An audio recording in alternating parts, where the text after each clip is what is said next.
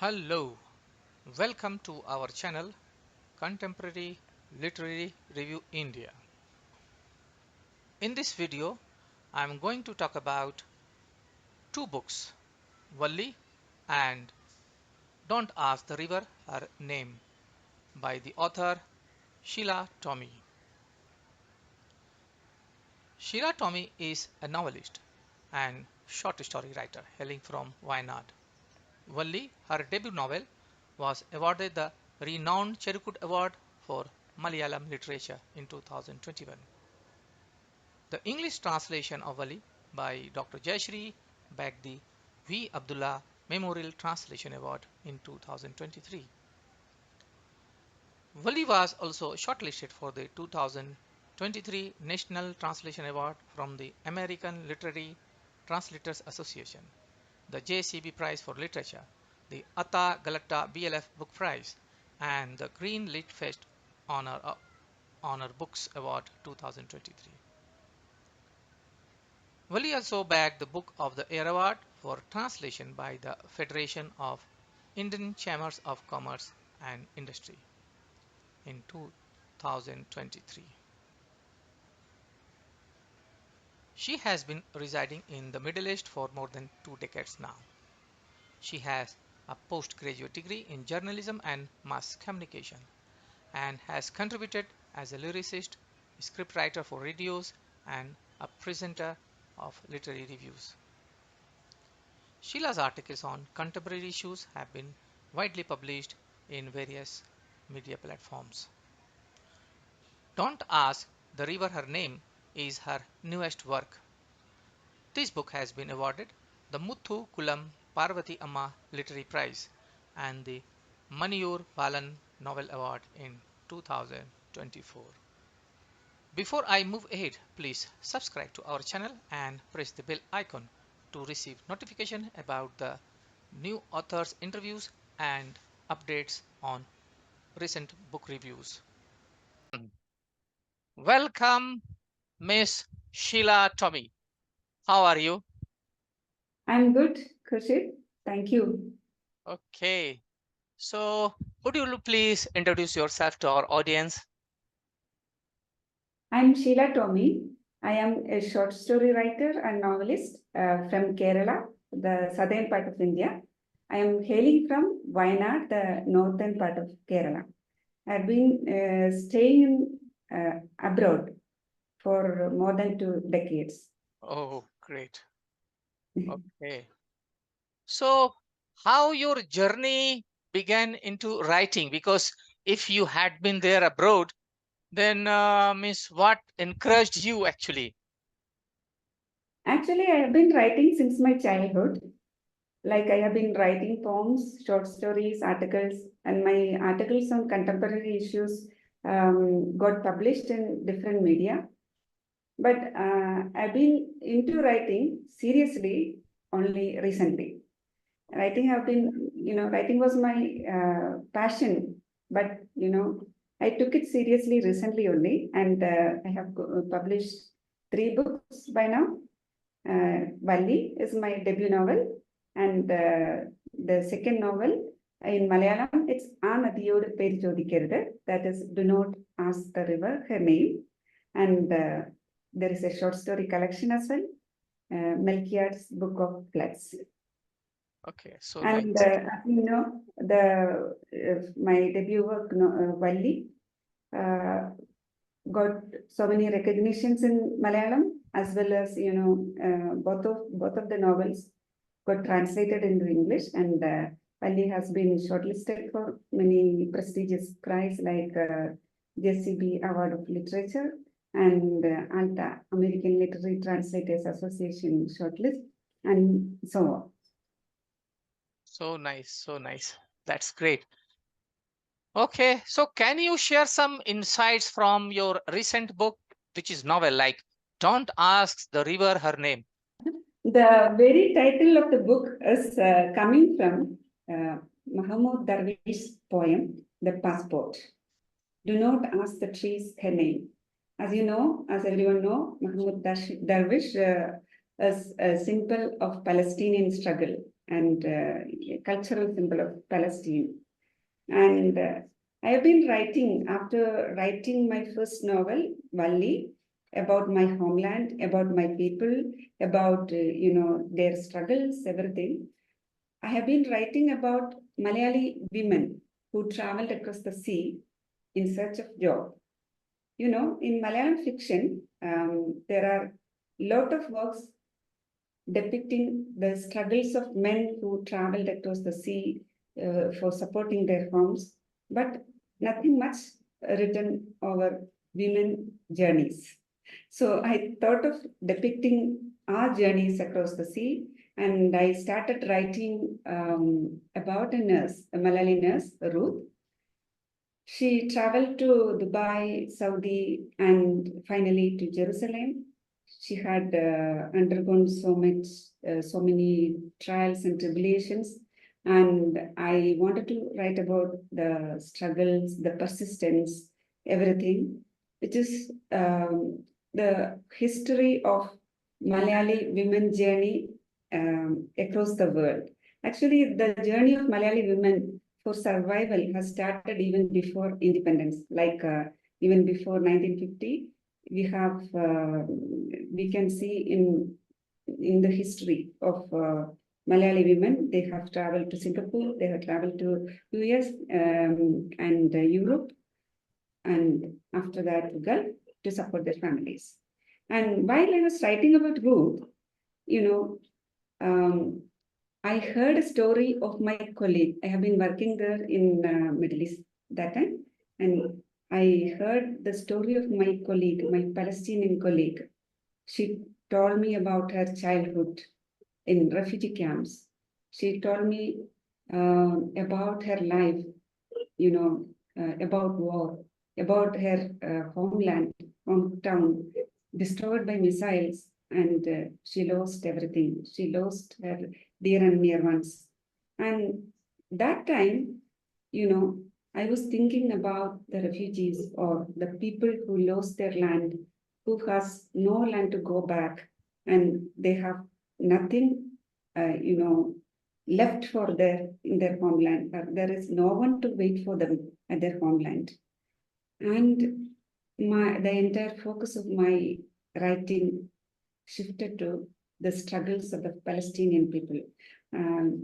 We all might have noticed the wars, after October 7th, 2023, what is going on here in the West Asia. Like millions of Palestinians are fleeing from their home places. They are put in refugee camps in Khan Yunis and other places, and even there they are not safe. And when I wrote, and as you know, around 40,000 people lost their lives, and including thousands of children, and lakhs of people displaced. And when I wrote this novel in 2021, I had no idea that October 7, 2023 is there, would be happening, or there is a war ahead, and it happened. And actually, through my novel, I wanted to tell the story of people displaced or people thrown out of their land. And this is not just the case of Palestine. In all the world, we can see by the powerful governments, authoritarian governments, they are displacing people, they're throwing them, from their own lands, their own homes. And I just wanted to stand with those people, and I just speak about their stories. And as you know, as you go through the novel, you will find out that it is not a story of war, or it's not a story of enemies. It's just like a story of love, a story of humanity. And my protagonist, Ruth, is staying in a Jewish family, and she is standing for or she's speaking about the struggles of Palestinian. Basically, there is a protagonist, Sahel. He's a Palestinian poet, and this is their story. Okay. So can you name a few of the protagonists from your fiction? Some of them. Yeah. This is the book, as you can see, and this is the Yeah. original. So I would also like to show you the copy Yeah. that I got. You Okay. have a copy. Yes, yes. Good. Yeah. You can see the, in the beautiful cover, you can see a woman or a girl Yes. standing there. And the main protagonist, as I said before, is Ruth, a Malayali nurse. She's traveling to Dubai, Saudi, and finally to Nazareth of Israel. And along with that, you can find, as I mentioned before, Sahel, the Palestinian poet, and her sister Sarah, and a Jewish family where she's staying, Ruth is staying, Abba, Ima, and their children, Asher and Leah. And these Abba and Asher, they are working for the cause of Palestinians. As there is an organization in the novel called Denying to be Force. That means Palestinians and Jewish people are working together for peace. They don't want war. They don't want displacement. And this is not my concept. Actually, there are organizations like that in Israel and in every part of the world. We have seen many student organizations coming out for, after starting this war in October 2023 for this cause. And we have, you can find another interesting character, a spirit, Mariam of Bethany. You can identify her as the spirit of the main character, Ruth. And there are many other characters like Malayali women who are working abroad and struggling for their life. And also some characters in Kerala and some characters even in Switzerland.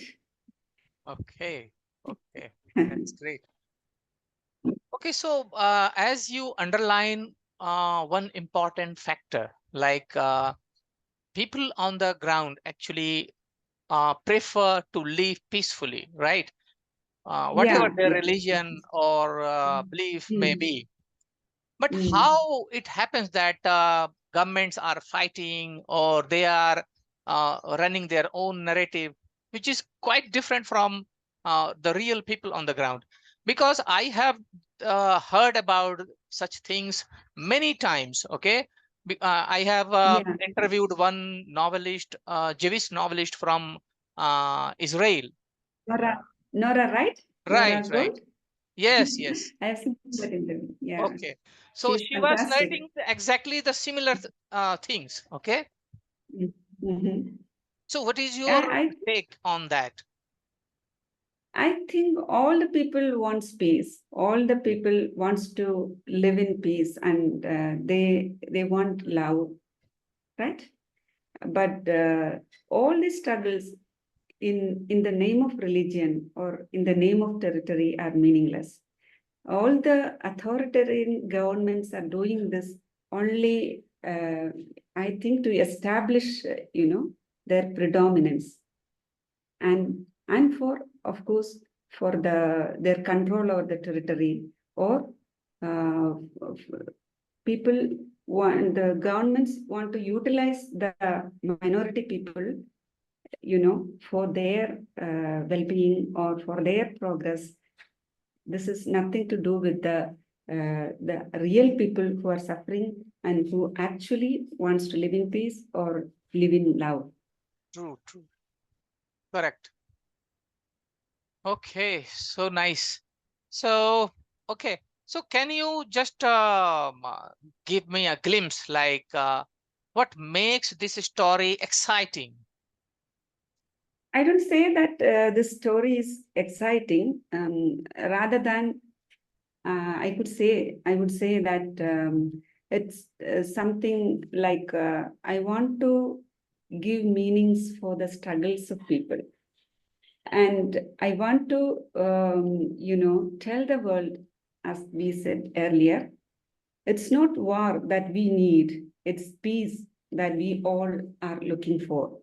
And so I think people can find that their sorrows or their struggles are nothing in front of the real struggles of people around the world, not just Palestinian, at any part of the world. I think that is that at least they will have some sort of relief from their own sorrows and their own struggles while they are reading this book. That's Okay. it. Okay. So, can you share one important part actually? Like, what is the response from the readers to your book?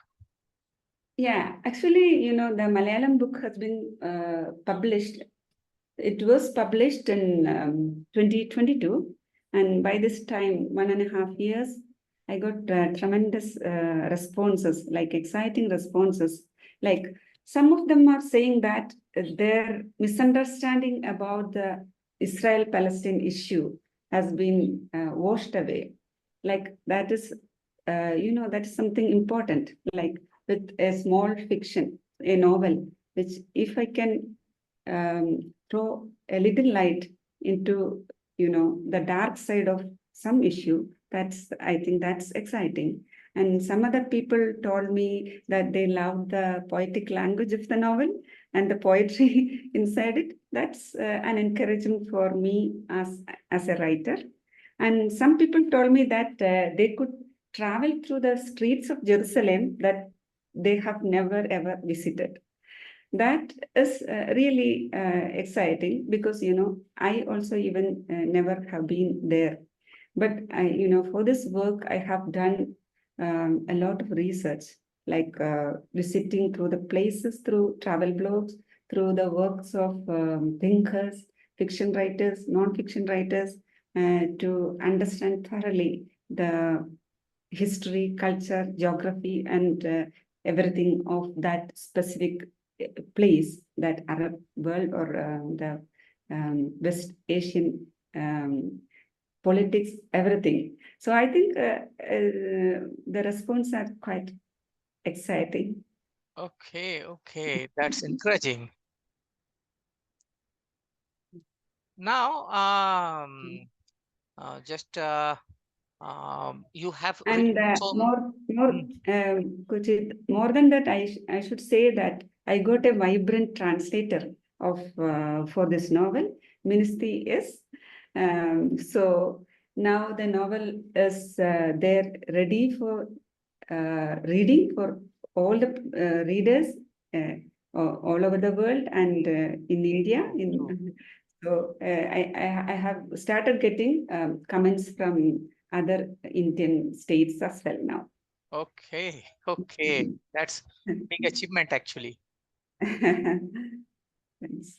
Okay, you have written all so many stories, okay, along with this fiction.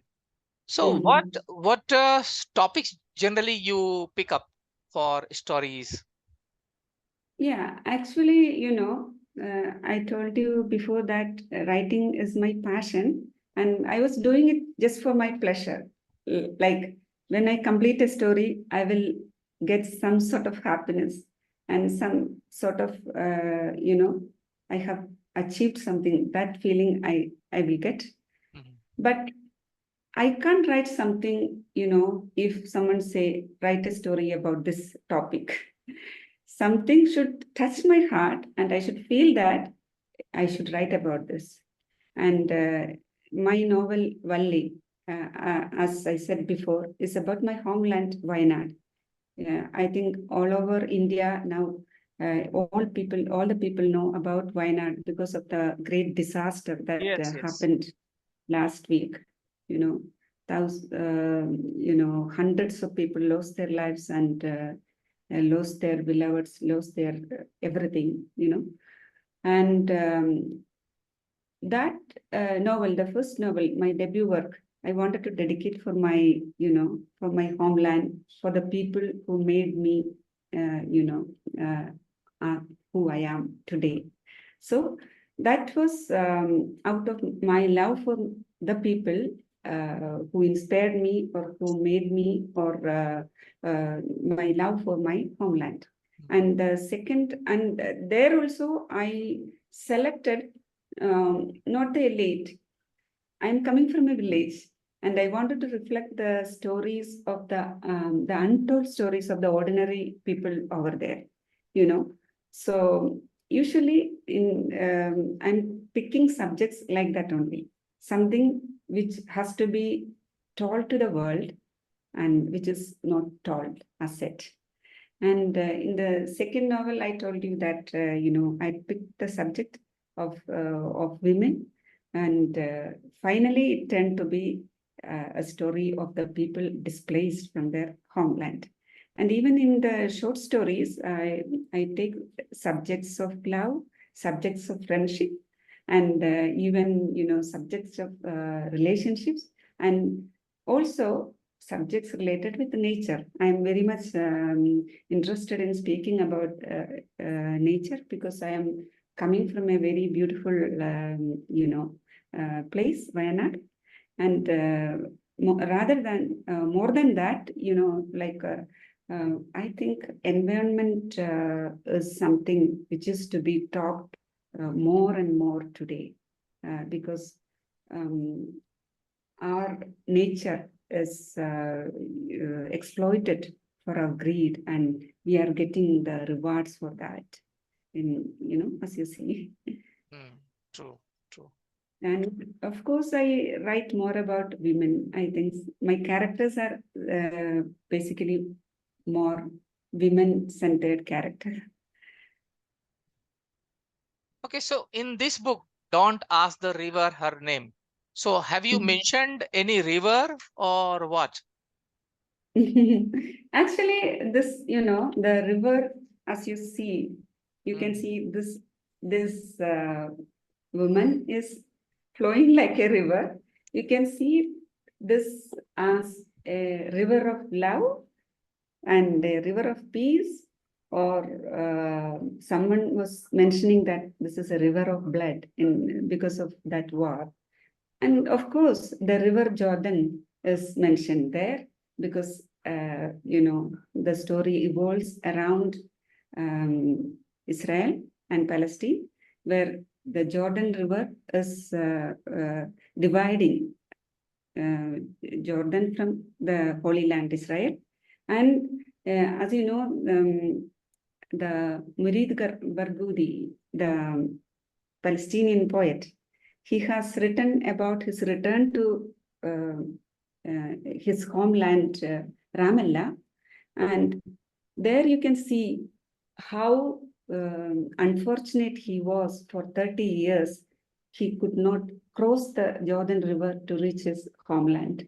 And this Jordan River is a symbol of exile of a group of people, or Palestinian as such. Okay. And someone can find the river as Jordan River as well. Okay. Okay. So if you are writing something new currently? Yeah. I have started work with my new novel and a few short stories. I'm working on that currently. Okay, nice.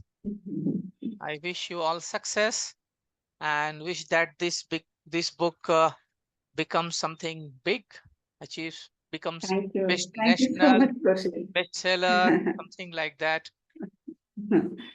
Thank you, Kushit. And I hope, the people will get the flow of love which is going through the book, and they will be able to take it to their heart. Only humanity counts, no, enmity. That is the, underlying message which I can give to my readers. And I feel really proud to be interviewed by you for your media. Thank you. Thank you. Thank you. Thank you, Gurshid. Now Thank you we so are much. coming to the conclusion of the interview. So if you have something special to say to the readers.